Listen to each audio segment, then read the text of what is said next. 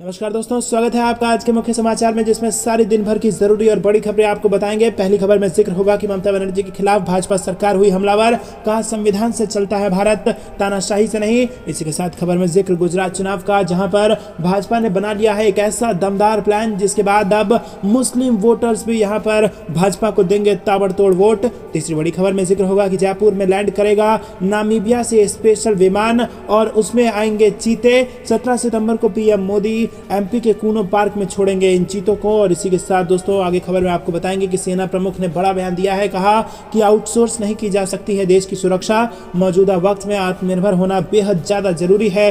और साथ ही साथ असम से भी एक बड़ी खबर आ रही है। गृह मंत्री अमित शाह की मौजूदगी में असम सरकार और 8 जनजातीय समूहों के बीच ऐतिहासिक समझौता हुआ है। क्या हुआ है समझौता, आपको बताएंगे दोस्तों। खबर में आगे बने रहिएगा तो आपको बताएंगे कि एससीओ समिट के लिए पीएम मोदी उज्बेकिस्तान हो चुके हैं रवाना। शी जिनपिंग से नहीं होगी कोई मुलाकात। और इसी के साथ आगे खबर में बताएंगे कि 70 दिनों में 75,000 बस्तियों से संपर्क अभियान चलाएगी भाजपा। बीजेपी के एससी मोर्चा की है मुहिम। और इसी के साथ 2024 के लोकसभा चुनाव के लिए है पुख्ता तैयारी। हर एक खबर की गहराई में आपको ले जाएंगे दोस्तों। लेकिन उससे पहले अगर आपको भी देश की सेना और पीएम मोदी पर पूरा भरोसा है और अगर आप भी ऐसा मानते हैं कि मोदी है तो हर जीत मुमकिन है, तो आप अभी इस वीडियो को लाइक कीजिए और लाल बटन को दबा के चैनल को सब्सक्राइब करके घंटी बजाकर कमेंट में लिखिए जय हिंद। रुक करते हैं सबसे पहली और बड़ी खबर की तरफ। ममता बनर्जी के खिलाफ भाजपा हुई हमलावर, कहा संविधान से चलता है भारत, तानाशाही से नहीं। जी हां दोस्तों, भाजपा जबरदस्त तरीके से हमलावर है। कानून व्यवस्था और भ्रष्टाचार को लेकर ममता सरकार के खिलाफ भाजपा लगातार हल्ला बोल कर रही है। और इसी कड़ी में भाजपा ने पिछले दिनों एक नौबन्ना अभियान किया था और इस दौरान भाजपा और बंगाल पुलिस के बीच कई जगह झड़प देखने को मिली। अब खबर के मुताबिक भाजपा पश्चिम बंगाल में सभी थानों का घेराव करने जा रही है। और इन सब के बीच दिल्ली में भाजपा ने जबरदस्त तरीके से ममता बनर्जी की सरकार पर निशाना साधा। भाजपा नेता सैयद जफर इस्लाम ने आरोप लगाया कि ममता बनर्जी भाजपा के कार्यकर्ताओं द्वारा चलाए जा रहे भ्रष्टाचार के खिलाफ शांतिपूर्ण मार्च को दबाने की कोशिश कर रही है। रुक करते हैं अगली बड़ी खबर की तरफ। गुजरात में मुस्लिम वोटर्स को जोड़ेगा अल्पसंख्यक मित्र, बीजेपी का दमदार प्लान। जी हां दोस्तों, आपको बता दें कि बीजेपी अल्पसंख्यक मोर्चा ने गुजरात विधानसभा चुनाव से पहले मुस्लिम मतदाताओं को आकर्षित करने और जोड़ने के लिए ड्राइव चलाने की तैयारी कर ली है। बीजेपी अल्पसंख्यक मोर्चा ने अल्पसंख्यक मित्र नाम से विशेष ड्राइव चलाने की योजना बनाई है। इस कार्यक्रम के जरिए पार्टी हर एक मुस्लिम बहुल विधानसभा क्षेत्र में 100 अल्पसंख्यक मित्र बनाएगी। एक अल्पसंख्यक मित्र अपने आस पड़ोस के कम से कम 50 अल्पसंख्यक लोगों को अपने साथ जोड़ेगा। और अपने इस प्रयास के जरिए बीजेपी प्रत्येक विधानसभा में 5 से 10,000 वोट बढ़ाने की कवायद कर रही है। कम से कम 80 विधानसभा ऐसी है जिसमें मुस्लिम मतदाताओं की संख्या 25,000 से 1 लाख तक है। ऐसे विधानसभा क्षेत्रों में अल्पसंख्यक मोर्चा से जुड़े लोगों को बूथ लेवल पर ही जोड़ा जाएगा। रुक करते हैं अगली बड़ी खबर की तरफ।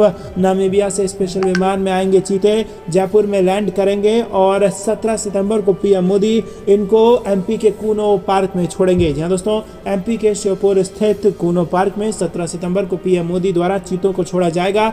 चीतों को लाने के लिए विशेष विमान नामीबिया की राजधानी विंडहोक पहुंच चुका है और इस विमान को बाहर से लेकर अंदर तक चीतों के लिए विशेष रूप से बनाया गया है, जिससे पिंजरों को आसानी से रखा जा सके।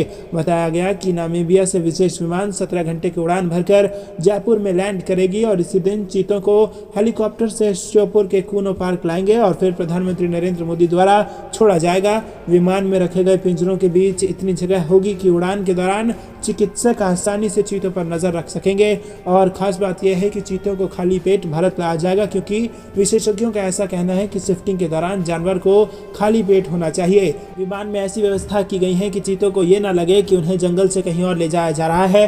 प्रधानमंत्री नरेंद्र मोदी 17 सितंबर को अपने जन्मदिन के अवसर पर कूनो नेशनल पार्क में चीतों को छोड़कर देश को समर्पित करेंगे। रुक करते हैं अगली बड़ी खबर की तरफ। सेना प्रमुख ने दिया बड़ा बयान, बोले आउटसोर्स नहीं की जा सकती देश की सुरक्षा, मौजूदा वक्त में आत्मनिर्भर होना बेहद ज्यादा जरूरी। जी हां दोस्तों, सेना प्रमुख जनरल मनोज पांडे ने गुरुवार को कहा कि रक्षा के लिए आयातित तकनीक पर निर्भरता ठीक नहीं। उन्होंने रक्षा क्षेत्र में आत्मनिर्भरता की जरूरत पर जोर देते हुए कहा कि देश की सुरक्षा को आउटसोर्स नहीं किया जा सकता, न ही बड़े पैमाने पर विदेश से उपकरणों की खरीद पर निर्भर हुआ जा सकता है। नई प्रौद्योगिकियां भविष्य के युद्ध के चरित्र को बदलती नजर आ रही है और इसीलिए इस क्षेत्र में आत्मनिर्भरता समय की जरूरत है।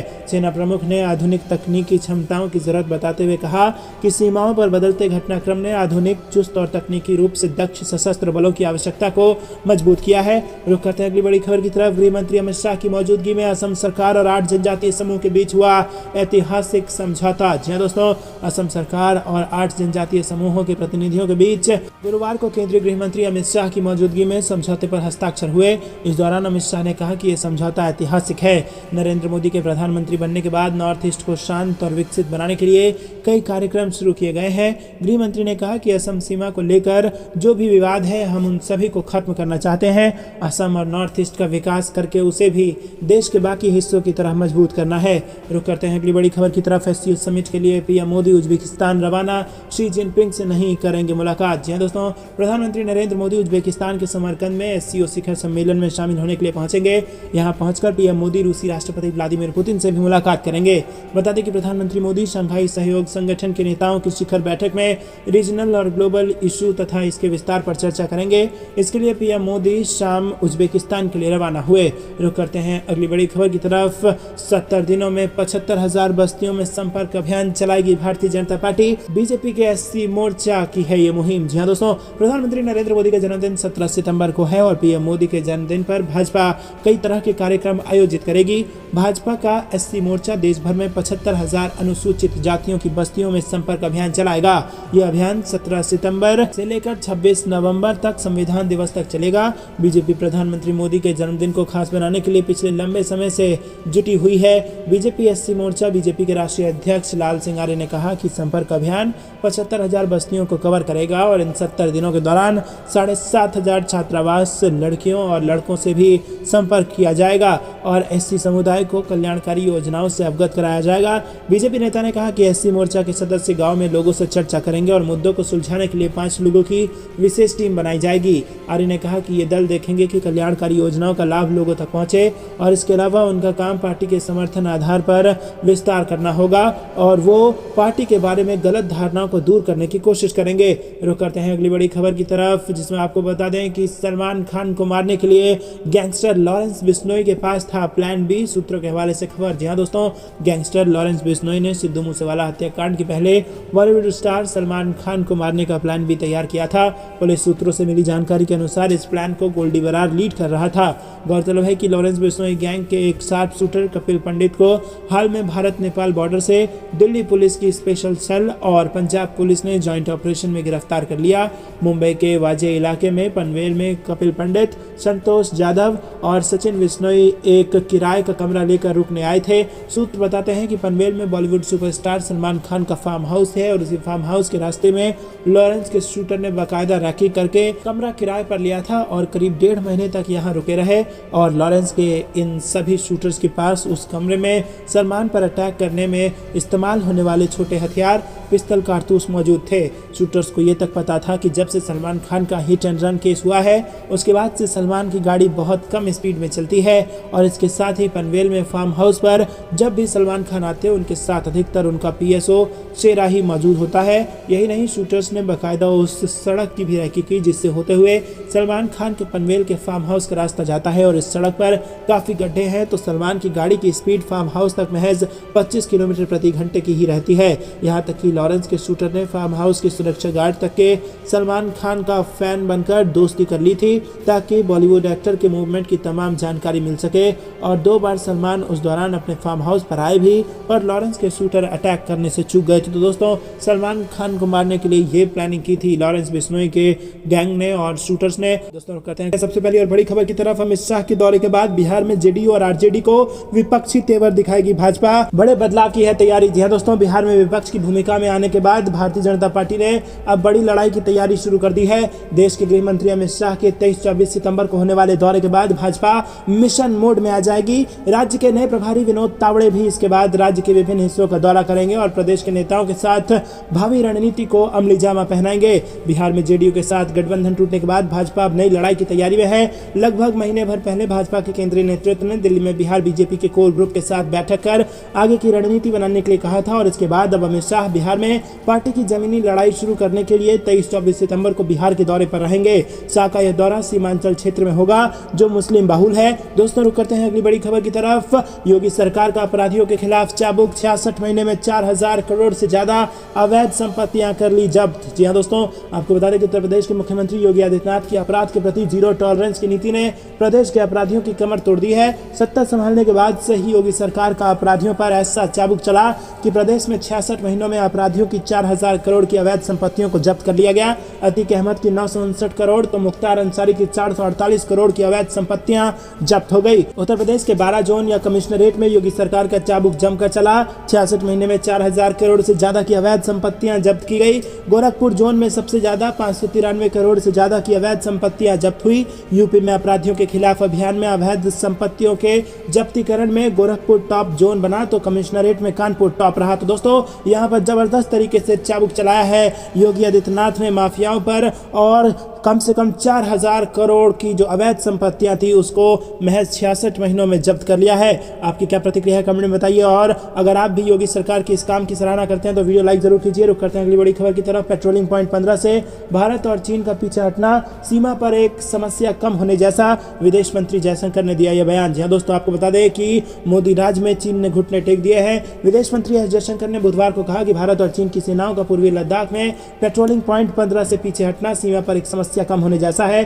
फ्रांस की विदेश मंत्री कैथरीन कोलोना साथ वार्ता के बाद जयशंकर ने संवाददाताओं को संबोधित करते हुए ये बात कही। जयशंकर ने पाकिस्तान स्थित आतंकियों को संयुक्त राष्ट्र सुरक्षा परिषद में आतंकवादी घोषित करने से संबंधित प्रस्ताव एक देश द्वारा बाधित करने के बारे में पूछे गए सवाल का जवाब देते हुए चीन पर परोक्ष तंज किया। दोस्तों, इस सवाल के जवाब में विदेश मंत्री ने कहा कि मैं नहीं समझता कि आज मैं कुछ नया कहूंगा, इसके बजाय मैं मानता हूं कि हम दोनों देश पेट्रोलिंग पॉइंट 15 से पीछे हटने का काम मैं समझता हूं कि पूरा हो गया है और सीमा पर एक समस्या कम हो गई है। रुक करते हैं अगली बड़ी खबर की तरफ। रक्षा मंत्री राजनाथ सिंह ने अमेरिकी समकक्ष को किया फोन और पाकिस्तान को F-16 बेड़े के लिए पैकेज देने पर जताई अपनी चिंता। जी हां दोस्तों, रक्षा मंत्री राजनाथ सिंह ने बुधवार को अमेरिकी रक्षा सचिव लॉयड ऑस्टिन के साथ टेलीफोन पर बातचीत की और इस दौरान उन्होंने ऑस्टिन को पाकिस्तान के F-16 लड़ाकू विमान बेड़े के लिए निर्वाह पैकेज मुहैया कराने के वाशिंगटन के फैसले पर भारत की चिंताओं से अवगत कराया। दोस्तों, आपको बता दें कि रक्षा मंत्री राजनाथ सिंह ने ट्वीट कर कहा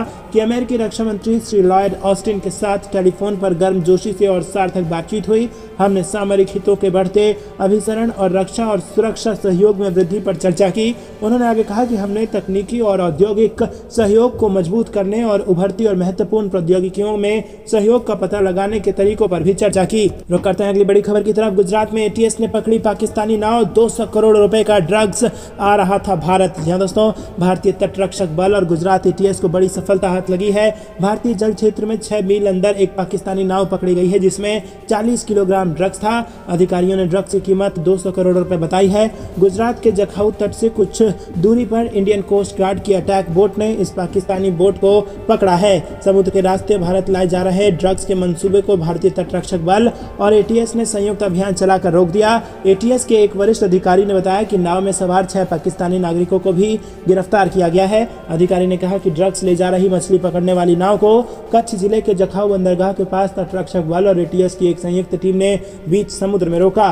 रुक करते हैं अगली बड़ी खबर की तरफ। चुनावी मोड में बीजेपी 16 अक्टूबर को रामलीला मैदान में जुटेंगे बूथ प्रमुख, नड्डा करेंगे संबोधित। जी हां दोस्तों, राष्ट्रीय राजधानी दिल्ली में इस साल अक्टूबर के बाद कभी भी MCD चुनाव का ऐलान हो सकता है और इसे देखते हुए दिल्ली की सत्ता पर काबिज आम आदमी पार्टी एक्टिव मोड में आ गई है। आम आदमी पार्टी जहां कूड़े को लेकर MCD की सत्ताधारी बीजेपी पर हमलावर है, तो वहीं बीजेपी भी अब चुनाव से पहले बूथ लेवल की तैयारियों को दुरुस्त करने में जुटती नजर आ रही है। 16 अक्टूबर को राष्ट्रीय अध्यक्ष JP नड्डा बूथ प्रमुखों को संबोधित करेंगे। जी हां दोस्तों, आपको बता दें राष्ट्रीय राजधानी दिल्ली में इस साल अक्टूबर के बाद कभी भी MCD चुनाव का बिगुल बच सकता है और इसे लेकर दिल्ली में सियासी सरगर्मी बढ़ती नजर आ रही है। केंद्र शासित प्रदेश दिल्ली की सत्ता पर काबिज आम आदमी पार्टी एक्टिव मोड में है, तो वहीं MCD की सत्ता पर काबिज भारतीय जनता पार्टी की चुनावी मोड में आती नजर आ रही है। आम आदमी पार्टी के विधायक अपने समर्थकों के साथ गाजीपुर लैंडफिल साइट पर पहुंचे और जमकर नारेबाजी की।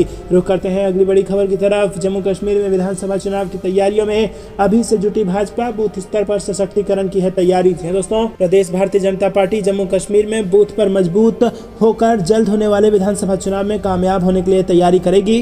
पार्टी के वरिष्ठ नेता बूथ पर दौरे तेज कर मंडल प्रधानों व शक्ति केंद्र प्रमुखों से समन्वय बातचीत कर रहे हैं। दोस्तों, प्रदेश अध्यक्ष रविंद्र रैना की अध्यक्षता में जम्मू में बुधवार दोपहर को हुई बैठक में जिलों में बूथ स्तर पर मजबूत होने के लिए किए जाने वाले कार्यक्रमों पर चर्चा की गई और इसमें 17 सितंबर से शुरू होने वाले सेवा पखवाड़े के कार्यक्रम भी शामिल थे।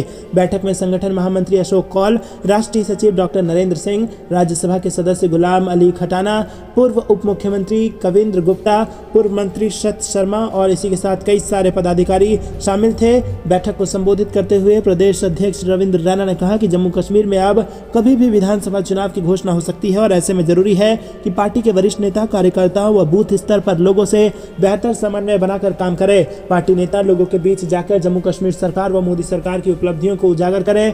नेताओं को पार्टी की उम्मीदों पर खड़ा उतरने के लिए कड़ी मेहनत करने की जरूरत है। वहीं संगठन महामंत्री ने बैठक को संबोधित करते हुए कहा कि विधानसभा चुनाव में कामयाब होने के लिए पार्टी का बूथ स्तर पर मजबूत होना बहुत जरूरी है।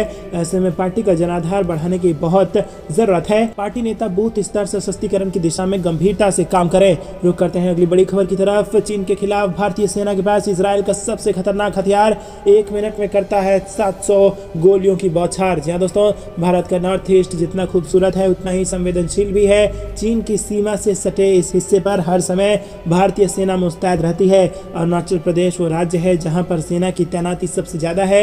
यहाँ पूरे लाव लश्कर के साथ सेना हमेशा तैनात रहती है और पिछले 1 साल में यहाँ सेना की तैनाती को और मजबूत बनाया गया है और उससे नए हथियार से लैस किया गया और इनमें ही है इजराइल की बनी नेगेव लाइट मशीन गन। जी दोस्तों, ये हथियार पिछले ही साल भारतीय सेना को मिला है और अब उसका अहम हिस्सा बन गया है और इसके आने के बाद सेना की ताकत में बड़ा इजाफा हुआ है। दोस्तों, रुक करते हैं। ने संभाल ली है 2024 की कमान, अलग अलग राज्यों में कर रहे हैं ताबड़तोड़ दौरे। जी हाँ दोस्तों, आपको बता दें कि लोकसभा चुनाव होने में भले ही 20 महीने का समय बाकी हो, लेकिन सियासी जोड़ तोड़ शुरू हो गई है। नरेंद्र मोदी के खिलाफ हो रही विपक्षी एकता की मुहिम और राजनीतिक गहमा गहमी के बीच केंद्रीय गृह मंत्री अमित शाह ने 2024 के लिए मोर्चा संभाल लिया है। अमित शाह ने दिल्ली में जेपी नड्डा के साथ बैठक कर 2019 के चुनाव में बहुत कम अंतर से हारने वाली 150 सीटों के लिए रणनीति बनाई, तो दूसरी तरफ अलग अलग राज्यों में ताबड़तोड़ दौरे कर सियासी एजेंडा सेट करने में जुट गए हैं। केंद्रीय गृह मंत्री अमित शाह पिछले 2 महीने में करीब 100 राज्यों का दौरा कर सियासी नब्ज की थाह ले चुके हैं और पार्टी की रणनीति को धार दे रहे हैं। पूर्वोत्तर से लेकर पश्चिम के महाराष्ट्र, गुजरात तक, दक्षिण के तेलंगाना, आंध्र प्रदेश से लेकर उत्तर भारत के छत्तीसगढ़, मध्य प्रदेश और राजस्थान में दौरे के बाद बिहार के सियासी माहौल को भांपने के लिए इसी महीने 23-24 सितंबर को 2 दिवसीय दौरे पर अमित शाह सीमांचल जा रहे हैं। रुक करते हैं अगली बड़ी खबर की तरफ। पीएम मोदी की रैली से पहले जेपी नड्डा आएंगे हिमाचल, 4 संसदीय क्षेत्रों का करेंगे दौरा। जी हाँ दोस्तों, प्रधानमंत्री नरेंद्र मोदी की 24 सितंबर को हिमाचल प्रदेश के मंडी में होने वाली रैली से ठीक पहले भाजपा के राष्ट्रीय अध्यक्ष जेपी नड्डा प्रदेश के दौरे पर आएंगे और जेपी नड्डा पीएम मोदी की रैली को सफल बनाने के लिए प्रदेश के 4 संसदीय क्षेत्रों का दौरा करेंगे। जेपी नड्डा 18 से 21 सितंबर तक हिमाचल दौरे पर रहेंगे। भाजपा प्रदेश अध्यक्ष सुरेश कश्यप ने बताया कि 18 सितंबर को जेपी नड्डा शिमला संसदीय क्षेत्र के सोलन का दौरा करेंगे। 19 सितंबर को हमीरपुर संसदीय क्षेत्र के बिलासपुर में रहेंगे। 20 सितंबर को मंडी के जिला मुख्यालय और 21 सितंबर को कांगड़ा का दौरा करेंगे। उन्होंने कहा कि नड्डा किन स्थानों पर रहेंगे इसमें कुछ फेरबदल किया जा सकता है, लेकिन यह तय किया गया है कि 4 दिनों तक जेपी नड्डा हिमाचल प्रवास पर रहेंगे। उन्होंने कहा कि जेपी नड्डा के दौरे के कार्यक्रम को अंतिम रूप दे दिया गया है। जेपी नड्डा हर संसदीय क्षेत्र में पंचायत समितियों, जिला परिषद, स्थानीय निकायों और नगर निगमों के सदस्यों से मुलाकात करेंगे। रुक करते हैं अगली बड़ी खबर की तरफ। 2024 में यूपी में भाजपा का मिशन 80/80। उन लोकसभा सीटों पर स्पेशल प्लान क्या है जहां अभी नहीं लहरा रहा है भगवा। जी हाँ दोस्तों, आपको बता दें कि बीजेपी के लोकसभा चुनाव 2024 पर पूरा फोकस है और लगातार तीसरी जीत के साथ हैट्रिक की तैयारी में लगी बीजेपी कोई भी मौका चूकना नहीं चाहती। 80 लोकसभा सीटों के साथ उत्तर प्रदेश की खासी अहमियत है और इसीलिए प्रदेश पर जोर भी पूरा लगा हुआ है। बीजेपी ने देश भर की 144 लोकसभा सीटों के लिए ये प्लान तैयार किया है। केंद्रीय और राज्य स्तर के नेतृत्व का 3 लेयर तैयार किया गया है और इसमें उत्तर प्रदेश पर स्पेशल फोकस रखा गया है। सबसे अधिक फोकस उन सीटों पर है जहां 2019 में भाजपा को हार मिली थी। 2019 लोकसभा चुनाव में यूपी की 80 में से बीजेपी को 62 और सहयोगी पार्टी अपना दल को 2 सीटों पर जीत दी थी। दोस्तों 16 सीटों पर भगवा दल को हार का स्वाद चखना पड़ा था। हालांकि इस साल जून में हुए उपचुनाव में आजमगढ़ और रामपुर सीट भी बीजेपी के खाते में आ गई और अभी बसपा के पास 10, कांग्रेस के पास 1, सपा के पास 3 सीट है और बीजेपी की तैयारी उन सीटों को जीतने की है जहां पर हार का सामना करना पड़ रहा था। दोस्तों रुक करते हैं अगली बड़ी खबर की तरफ। नीतीश को झटका, दमन और दीव में जेडीयू की पूरी इकाई का भाजपा में विलय, 15 पंचायत सदस्य बीजेपी में शामिल। जी दोस्तों, भाजपा से अलग होने के बाद से नीतीश कुमार की जेडीयू को लगातार झटके भाजपा दे रही है। जेडीयू की दमन और दीव इकाई का सोमवार को भाजपा में विलय हो गया है और पहले मणिपुर और अरुणाचल प्रदेश में जेडीयू के विधायक भाजपा में शामिल हो गए थे। वहीं इस घटनाक्रम पर भाजपा नेता विजया राहतकर ने बताया कि यहां से जेडीयू का वजूद पूरी तरह से खत्म हो गया है क्योंकि उनकी राज्य इकाई का पूरी तरह से भाजपा में विलय हो गया है। जेडीयू की विश्वासघात की राजनीति और बाहुबलियों से हाथ मिलाने का फैसला यहां के लोगों को रास नहीं आया। रुक करते हैं अगली बड़ी खबर की तरफ। भारत जोड़ो यात्रा में बच्चों के दुरुपयोग पर राहुल और कांग्रेस के खिलाफ कार्रवाई करे आयोग, एनसीपीसीआर का बयान। जी हां दोस्तों, बता दें आपको कि राष्ट्रीय बाल अधिकार संरक्षण आयोग ने निर्वाचन आयोग से कहा कि कांग्रेस की भारत जोड़ो यात्रा में बच्चों का कथित रूप से राजनीतिक साधन के रूप में दुरुपयोग करने के मामले में पार्टी और उसके नेता राहुल गांधी के खिलाफ शिकायत पर आवश्यक कार्रवाई करें तथा जांच की जाए। दोस्तों, एनसीपीसीआर ने शिकायत में आरोप लगाया है कि राहुल गांधी और जवाहर बाल मंच राजनीतिक मंशा से बच्चों को निशाना बना रहे हैं और उन्हें राजनीतिक गतिविधियों में शामिल कर रहे हैं। आयोग ने कहा कि शिकायत के अनुसार आरोप है कि सोशल मीडिया पर अनेक तकलीफदेह तस्वीरों और वीडियो हैं जिनमें देखा जा सकता है कि भारत जोड़ो बच्चे जोड़ो नारे के तहत बच्चों को निशाना बनाया जा रहा है और राजनीतिक एजेंडे के साथ बच्चों को उनके अभियान में शामिल कराया जा रहा है। आयोग ने आरोप लगाया कि यह निर्वाचन आयोग के नियमों का उल्लंघन है जिनमें कहा गया है कि केवल वयस्क ही किसी राजनीतिक दल का हिस्सा हो सकते हैं। आयोग ने निर्वाचन आयोग को लिखे पत्र में कहा कि यह बाल अधिकारों का प्रथम दृष्टया उल्लंघन है।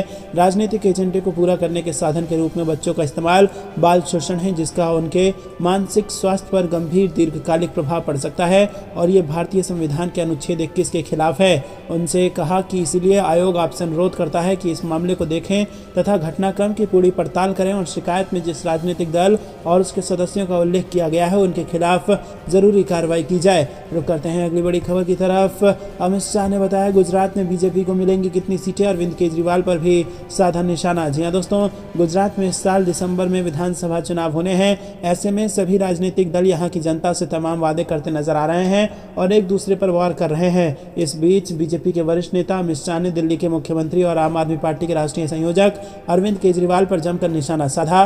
साथ ही ये बताया कि इस बार राज्य में बीजेपी को कितनी सीटें मिलने जा रही है। केंद्रीय गृह मंत्री अमित शाह ने मंगलवार को कहा कि जो लोग सपने बेचते हैं वो गुजरात में कभी नहीं जीतेंगे। बता दें कि सीएम केजरीवाल गुजरात में फ्री बिजली, फ्री शिक्षा और किसानों की कर्ज माफी जैसे वादे कर रहे हैं। अमित शाह ने कहा कि सत्ता पर काबिज बीजेपी इस बार 2/3 बहुमत के साथ गुजरात में एक बार फिर सरकार बनाएगी। अमित शाह ने कहा कि सपने बेचने वाले यानी आम आदमी पार्टी को गुजरात में कभी चुनाव सफलता नहीं मिलेगी। उन्होंने कहा कि वो गुजरात के लोगों को जानते हैं, यहाँ के लोग केवल उन्हीं का समर्थन करते हैं जो काम करने में विश्वास रखते हों। बीजेपी इस बार भी प्रचंड जीत की ओर बढ़ रही है। रुक करते हैं अगली बड़ी खबर की तरफ। सुशील कुमार मोदी की भविष्यवाणी, बिहार जेडीयू में मचने वाली है भगदड़, तेजस्वी यादव संभालेंगे गद्दी। जी हाँ दोस्तों, आपको बता दें कि बिहार के पूर्व उप मुख्यमंत्री और राज्यसभा सदस्य सुशील कुमार मोदी ने बड़ा बयान दिया है। सुशील मोदी ने मंगलवार को कहा कि जल्द ही बिहार जेडीयू में भी विद्रोह होने वाला है, भगदड़ मचने वाली है। जेडीयू नेताओं को अपना भविष्य अब खतरे में लग रहा है। उन्होंने कहा कि उन्हें लग रहा है कि नीतीश कुमार दिल्ली चले जाएंगे और तेजस्वी यादव बिहार में गद्दी संभालेंगे। सुशील मोदी ने कहा कि बिहार के अंदर पहली बार हो रहा है कि कोई मंत्री अपने ही मुख्यमंत्री को चुनौती दे रहा है और कह रहा है कि मैं चोरों का सरदार हूं। ये भी कह रहा है कि खाद में, बीज में भारी भ्रष्टाचार है, हम रोक नहीं पा रहे हैं। मंत्रिमंडल की बैठक में मुद्दा उठाते हैं तो सामने वाले को बुखार लग जाता है।